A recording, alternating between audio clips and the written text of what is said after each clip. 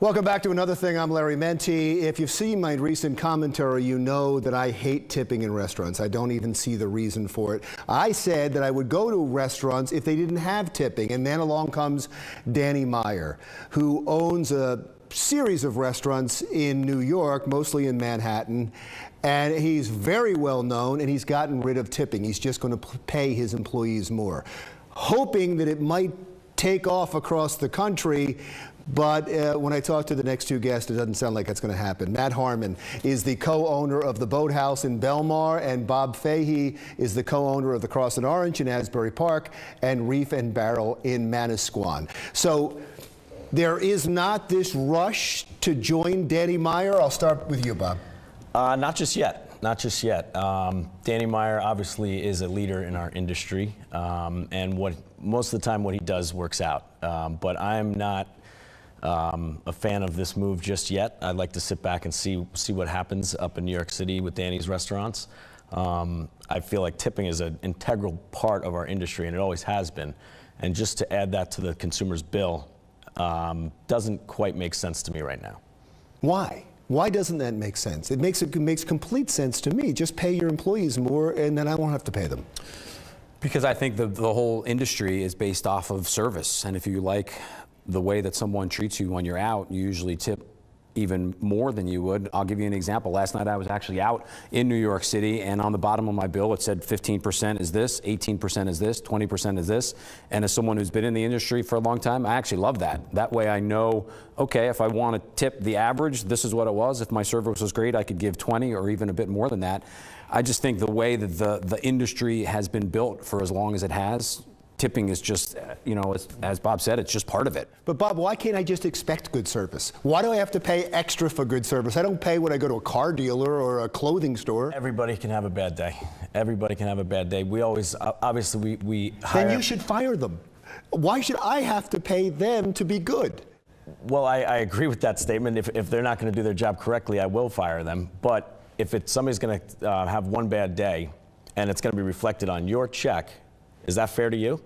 I mean, your tip is going to be built into your check, and that could be a 30% markup, the way this plan that Danny's rolled out is slated for. So a 30% markup on a check, when you've got bad service, yeah, I'll address that server that night, but you're still leaving paying 30% on your bill. Nowhere else do they have to do. I mean, except for taxi cabs and things like that. There's no other. There's very few consumer businesses where you have to then pay a little bit extra to get good service. I see what you just said is actually a bit of a misnomer. You don't have to tip if you don't want to. If you feel like you don't get the good service, I could tell you, I've been in the industry, and I think Bob would probably echo it too. I've been in the industry to say long enough, I've seen people that walk out and they either leave a minimal tip, almost insulting in some regard, to no tip, and they'll walk out because they didn't feel like their service was good. And on top of it, it's such a competitive industry, and I think if you take, okay, what Meyer's doing in New York City, as we were talking about before, he is catering to the smallest minority. It doesn't really matter for those people. If my cheeseburger is X amount of dollars and Bob's is X plus 30%, if it's the same quality, people are gonna walk in and then be able to tip on top of what they feel like was good service. Myself, I wouldn't even consider walking into his place just based on the fact that why would I go somewhere for... Well, he's also a competitor.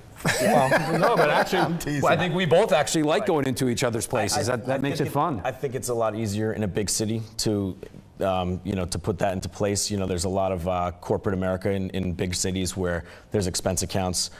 These people don't even look at their checks. They say, here's my card, swipe it. You know, in suburbia, where we are at the Jersey Shore, we're fighting for the same crowds. You know, the same group that comes to my restaurant goes to Matt's. And if Matt's prices or my prices are reflected 30% higher, I'm going to lose a lot of consumers that are going to start gravitating towards Matt's. Yeah, and Matt, to that point too, also some servers are already leaving Danny Meyer because they feel it's unfair to them because they can actually make more money when they have multi-millionaires and billionaires coming in. Because when those people walk in the door, and if they're that high rollers, and you don't even have to be a high roller, like being in the industry, and I think Bob would probably echo this too, being in the industry, if I get good service at a place that I'm at, I'm going to tip more than probably the norm just because I know where that money is going to go and how important it is to that server. So if you get a good clientele of people that are in, why wouldn't you want to be rewarded for taking care of them, even if they feel like it's the same as they would go anywhere else, or hopefully that server, that's their attitude everywhere they go. If someone wants a tip on top of what the normal would be, I say great. I think it's a great idea. So you'll still be tipping at the Boathouse and at the Cross and Orange. Matt Harmon is the co-owner of the Boathouse in Belmar, and Bob Fahey is the co-owner of the Cross and Orange in Asbury Park and the Reef and Barrel in Manasquan. I can just hope and pray that it takes off, but it doesn't sound like it's going to go much further than Danny Meyer at this point. When we come back. Acclaimed American songwriter Marcus Goldhaber is capturing hearts and headlines with his Come Home America anthem.